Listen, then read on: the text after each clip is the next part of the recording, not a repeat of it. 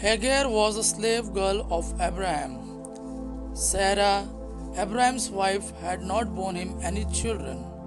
Sarah said to Abraham to have children to Hagar.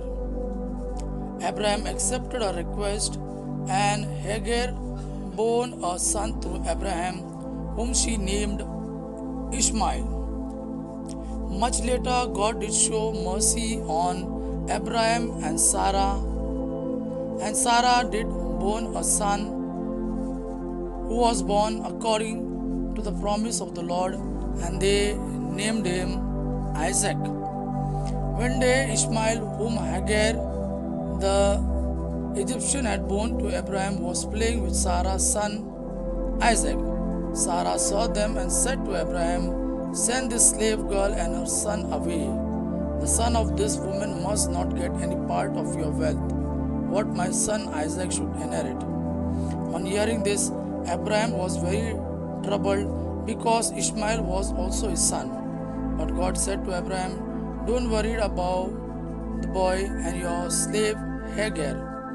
Do whatever Sarah tells you, because it is through Isaac that you will have descendants. I have promised." God promised to Abraham that he will also give many children to the son of the slave girl, so that they will become a nation. For he said, "He too is your son." Next day, Abraham gave Hagar some food and a leather bag full of water. He put the child on her back and sent her away. Hagar left and wandered about in the wilderness of Beersheba. When water was all gone, she left the child under a bush and sat down 100 meters away. For she said to herself, I can't bear to see my child die." While she was sitting there, she began to cry.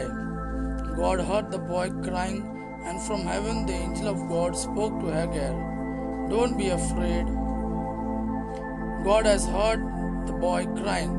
Get up, go and pick him up and comfort him. I will make a great nation out of his descendants." Then God opened her eyes and she saw a well. She went and filled the leather bag with water and gave some to the boy. God was with the boy and he grew up.